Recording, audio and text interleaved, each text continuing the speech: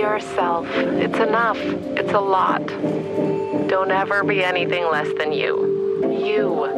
It might make someone comfortable. It doesn't matter. You, my love, have a light, a spark, a shine. Share it with the world. Call me, okay?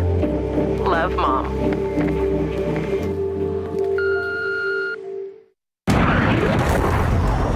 Tomorrow, our exclusive behind-the-scenes look at Top Gun Maverick. You ready? I'm seeing it tonight, you ready? Kev. You ready? Don't be jelly. I'm seeing the movie. We leave you now. Happening now. High drama in day 4 of the Angelica Nevada de Paz murder for hire trial. Why the jury had to be removed from the courtroom. A few sprinkles to talk about. We'll take a close look at radar for this afternoon's light activity, and then rain chances for the rest of the week, along with a weekend warm-up. I'll see you in a bit. With Mother's Day and Memorial Day coming up, we have the best shopping deals for the month of May. What big ticket item you may want to buy at the end of the month? The News at 5 starts right now. At first at 5, the AT&T Center, known as home to the San Antonio Spurs. Could the team start playing home games in Mexico and Austin?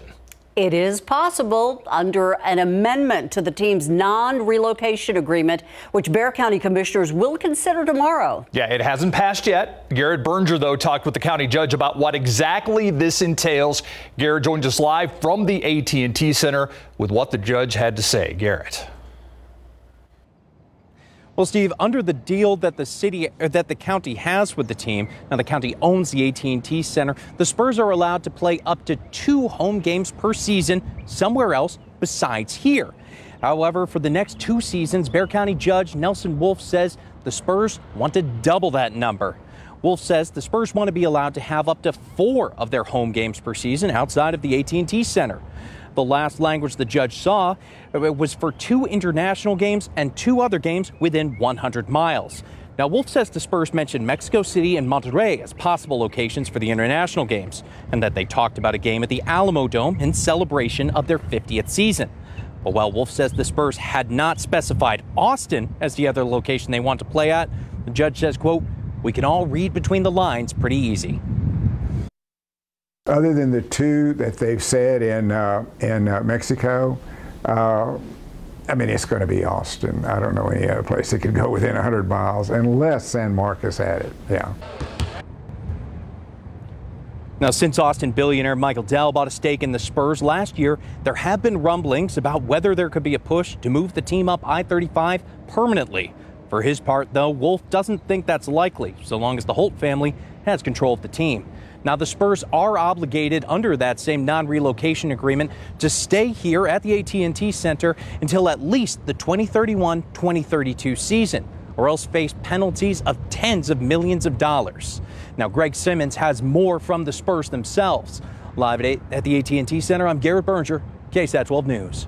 Thank you, Garrett. The Spurs are telling us this is all part of a master marketing plan to build the team's fan base from Mexico all the way up the I-35 corridor, including Austin. And since the University of Texas has constructed a brand new arena, they consider this a no-brainer. But they caution, even though they have asked for 4 home games to be played in venues other than the AT&T Center for the next 2 seasons, this does not mean they have any deals done to do so. They wanted to get permission from county commissioners first. Here's what Spurs Sports and Entertainment CEO R.C. Buford had to say today. In fact, just a few minutes ago, we are committed to finding new creative ways to purposely engage and celebrate our fans from Mexico to Austin, continuing to expand our regional fan base. We believe San Antonio is uniquely positioned from a cultural, geographic, and economic standpoint to serve as the anchor for this region. San Antonio has been home for 5 decades, and the organization will continue to innovate, positioning the Spurs to thrive in San Antonio for the next 50 years. More coming up at 6.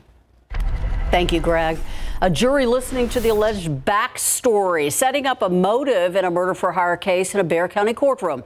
Angelica Nevada de Paz is accused of hiring an undercover officer to kill a woman who owed her money for getting smuggled into the U.S. In dramatic testimony, the woman said Navarro de Paz wanted to have killed and that she owed $40,000 for smuggling her into this country.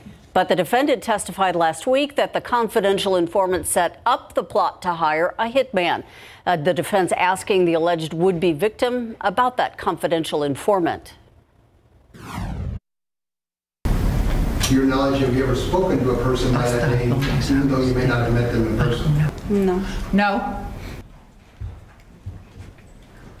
Later, Navarro de Paz's estranged husband took the stand, but the judge stopped his testimony because he kept speaking out of turn during objections from the state. The judge ordered the jury removed from the courtroom. My children are in danger. I just want you to know that we have to follow the rules in this room. And so the law... It's just that right now I have the chance to speak. I have to say that they are in danger. That man eventually did return to court to complete his testimony. Navarro de Paz is facing a charge of solicitation, capital murder. She faces up to life in prison if found guilty. 2 men are dead and the person who killed them on the loose. Right now, we're working to learn the names of those victims. And San Antonio police are trying to track down the suspect. Here's what we know right now. One of the victims is 18 years old. The other man's age is unknown. Both were shot last night in the laundry room of the Arbors at Russell Leaf Apartments on Russell Leaf Drive. That's near Joint Base Lackland on the southwest side. San Antonio police officers got the call for shots fired at around 11 o'clock last night. When they heard those gunshots, they came out and they saw 2 people down in the laundry room of this complex. Right now, SAPD is investigating. At last check, they were hoping to find witnesses, but so far, no luck. It's clear now, but I-35 at New Laredo Highway shut down for several hours early this morning. It's where an 18-wheeler crashed and was hanging off an overpass. This was the scene about 3 this morning. It was in the southbound lanes. Right now, we're working to learn whether anyone was hurt and exactly what caused this cliffhanger of a crash. Looking outside with your traffic authority, this is I-35 at New Laredo Highway. Absolutely clear sailing from this vantage point during this rush hour. Much different than what it was at 3 a.m. Certainly. And there is still time to vote early in the May 7th election, but time is running out. The early voting period ends tomorrow. One thing all Texans are voting on, 2 constitutional amendment propositions regarding the homestead exemption. So what does that mean? Well, if approved, the first proposition will reduce the amount of taxes that elementary and secondary public schools could impose on homeowners who are elderly or disabled. The changes would go into effect next year. It's estimated to cost more than $744 million between 2024 and 2026. The second proposition would increase the homestead exemption amount from $25,000 to $40,000. If that's approved, it's expected to save homeowners an average of $176 on their property tax bill. And it comes at a time when property taxes have skyrocketed. Now, both of these amendments have received bipartisan support from the state legislature. They're expected to pass, but as we said, voting is going on right now. You can read more about what's on the ballot at ksat.com. Election day is this coming Saturday, May 7th. And don't forget, there's another election coming up this month as well. The Texas runoff election, May 24th. That's where voters will make the final call on the Democratic and primary races that were left undecided in the March primary, including the candidates for Bexar County Judge. We had some rainfall associated with leftover thunderstorms last night, early this morning, 0.13 officially at the airport. But where we really need the rain, especially south of town, some much higher accumulations. Tilden got just over 2 inches, even Pearsall about a ½ inch. But locally, it was damp, not all that impressive, but better than nothing. St. Hedwig about 0.36, Elmendorf about 1/4 inch, and Stone Oak less than 1/10 inch. And you look at our weather watchers, Warren and Del Rio had just under ½ inch of rain. And temperatures right now are generally in the 70s under the clouds and 80s in the sunshine. A quiet evening. We're going to talk about more sprinkles, a little bit of radar activity, and our next chance of storms and a warming trend in a bit. Thank you, Adam. An investigation continues into dozens of unusual cases of acute hepatitis in children here in the U.S. as well as in Europe. And if you have small ones at home, there are some things that doctors want you to know now. An investigation into a group of acute hepatitis cases in U.S. children with no clear cause. It is a concern. It's raised our eyebrows. 18 cases have been reported across 4 states so far, 9 in different parts of Alabama. But there were no clear links between the patients who were generally healthy children, ranging in age from younger than 2 to older than 5. 2 patients, though, had to undergo liver transplants. Doctors ruled out several common causes of pediatric hepatitis, but they did detect adenovirus in all of the patients. It commonly causes vomiting and diarrhea. The CDC says adenovirus is recognized as a cause of hepatitis in children with compromised immune systems, but may be, quote, an under-recognized contributor to liver injury among healthy children, unquote. What would tip your hand to thinking that you might be dealing with liver disease is the presence of jaundice, so yellow in the whites of your eyes. In a health advisory, the CDC has recommended that doctors do adenovirus testing of whole blood, not just plasma, in children with unknown causes of hepatitis. Cleveland Clinic pediatric hepatologist Dr. Mike Leonis says hand washing is key to stopping any virus from spreading. I don't really know what to make of this, except that we're in the very early stages of understanding whether or not this is a problem. And here's another interesting fact. The CDC says none of the patients in Alabama had a documented history of having COVID-19. And what was once a vacant, burned down building now rebuilt to brand new apartments ready for people to move in. These are the latest affordable housing units to open in San Antonio at Park at 38 on the northwest side. It's 3830, excuse me, on the northwest side. There are a total of 196 units, 2 and 3 bedroom options. City leaders say it's a step in the right direction for families raising the next generation. We are now providing an opportunity for them to raise their children in a safe, clean place. These children, they're going to become doctors one day. Nurses too, right? Airline pilots, engineers, priests, school teachers, who knows, maybe the future city manager, right? And so this is an investment in the next generation as well. These new units paid for with the 2017 Neighborhood Improvement Bond Program. Today, the beginning of Teacher Appreciation Week, and one local teacher is starting off with not just maybe an apple on the desk, but a big honor and a check. Martina Ramos, surprised today with the Harriet Ball Excellence in Teaching Award. She is an 8th grade reading teacher at KIPP Aspire Academy and was presented with a $10,000 check today. It means that people are seeing the hard work that I've done and I put in for the years that I've been here. Let me see. It means, I don't know, it's just I don't know, it just means a lot, I guess. Ramos has worked for the school for 12 years. We have a list of teacher appreciation deals right now online at ksat.com. And speaking of deals, it's a new month. That means new sales, whether it's a Mother's Day gift, an appliance you've been meaning to swap. We have a look at the May markdowns you don't want to miss. And when is the right time to buy certain items? You're watching the news at 5. We'll be right back.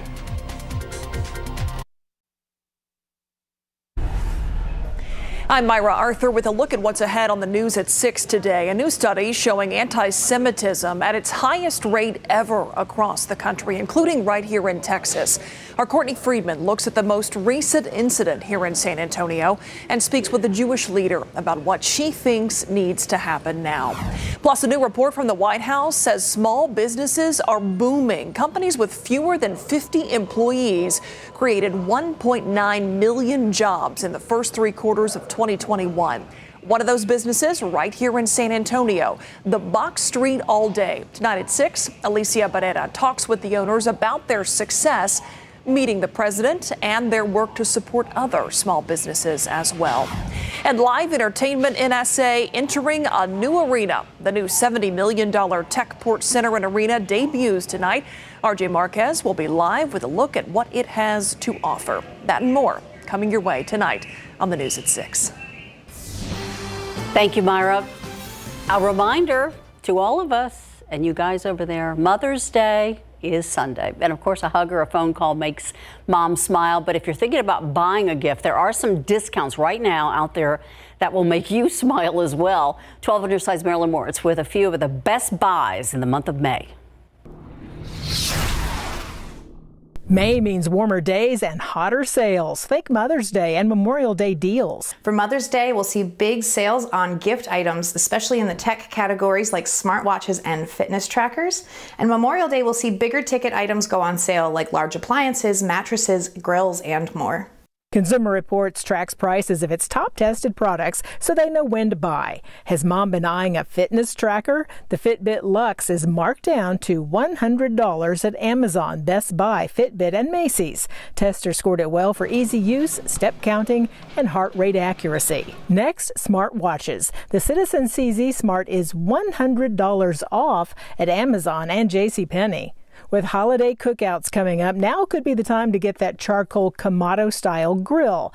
The Vision Kamado Professional Grill is now $799 at the Home Depot. It got excellent cooking scores, and it's easy to clean. This can also be the month for a new mattress. If you're looking to buy a mattress right now, the best bet is to wait until closer to Memorial Day when all of the sales you see will get better by about 5 to 10%. The Avocado Green is one of CR's favorite innerspring mattresses. As the weather heats up, a new AC is cool. The Frigidaire Gallery air conditioner is now $449 at Apt Electronics. And if you've been thinking about a new refrigerator or dishwasher, keep in mind that Memorial Day weekend you pay no sales tax on qualifying appliances that save energy and water. Marilyn Moritz, KSAT 12 News. I've got to say, I watched Katie Blake last night on the Night Beat. She had almost the storms down to the minute. I mean, just tracking them from coming across the border. I mean, it was much welcome last night. Woke a few people up. Yeah, it did. Well, and she had push alerts out at 1 a.m. covering it, too. It was nice. So we did get some much-needed rainfall. We talked about that earlier for some locations, especially south of town. More intermittent sprinkles, a few light showers, storm chances ahead, along with a hot weekend. Let's start with that hot weekend. Take a look at our temperature trend here. And we'll be well into the 80s again the next couple of days. But we get to Friday, 96. Saturday, Sunday, oh, so close to the century mark. We're going to get pretty close to it. Wouldn't surprise me if we hit 100 degrees. But right now, we're predicting about 99. Looking at the radar currently, you know, we have a lot of low clouds out there, but not a whole lot to show for them. A few light showers east of town, Poth to Stockdale, Sutherland Springs, just east of Lavernia. This is insignificant, not a big deal, just keeps things a little damp and just enough to cause some damp roadways, but not really contribute to the drought situation at all. And locally, we've had a few sprinkles here and there. Again, just enough to cause a few slick spots on the roadways, but nothing more than that. Basically the type that you might need your windshield wipers very briefly, maybe for just a couple of sweeps across the windshield. So let's talk about what's coming down the line. Mostly cloudy this evening. We start the day tomorrow, low gray clouds, more drizzle and sprinkles. By the noon hour, I still think fairly gray and cloudy. So the middle of the day tomorrow, midday hours, still gray and kind of gloomy. By the afternoon, we start to squeeze in a little bit of sunshine and clear out just a little bit. But at that point, we're saying even around 5 o'clock, we're likely to see some thunderstorms develop in parts of Mexico and closer to the Rio Grande. There is the possibility that some of that activity actually makes it to some of our border communities here.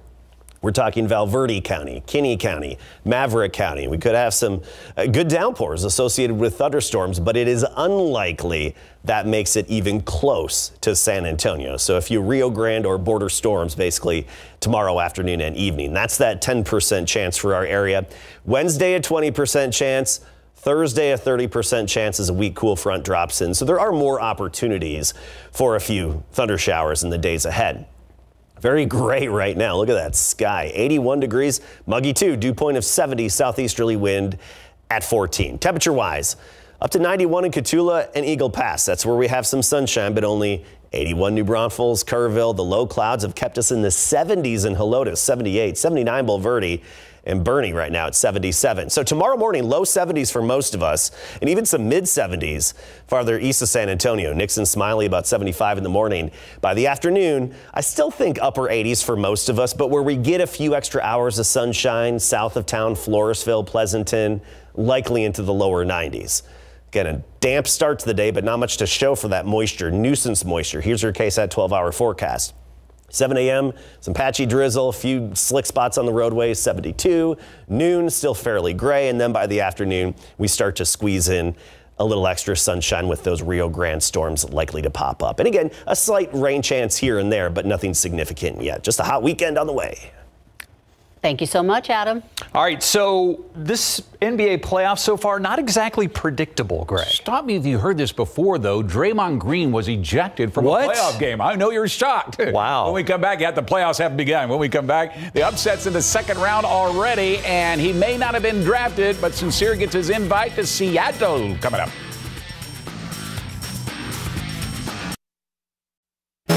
It must be the playoffs because things are starting to get physical as the Western Conference semifinals got underway this weekend with an ejection right out of the gate. Game one between the Warriors and the Grizzlies in Memphis, and Draymond Green has already been thrown out of the game. That's after he grabs Brandon Clark by the jersey, drags him to the ground. He's immediately ejected and then waves bye-bye to the predominantly Grizzly fans in Memphis. This one wouldn't be decided until the final second, tied at 1:14 with a little over a minute to play. Ja Morant finds Clark on the inbounds for the layup, and the Grizzlies are back on top, 116-114. Just over 30 seconds left when Klay Thompson answers with a three, and the Warriors take the lead back, 117-116. The Grizzlies would have one last shot, and Ja Morant raced to the basket, but it can't get it to fall at the buzzer. He's stunned. The Warriors celebrate, stealing game one on the road, 117-116. After the game, the Warriors tell us they use Green's ejection as motivation for the second half.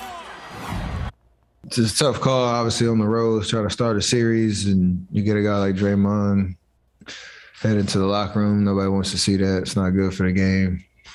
I didn't think it deserved that, obviously.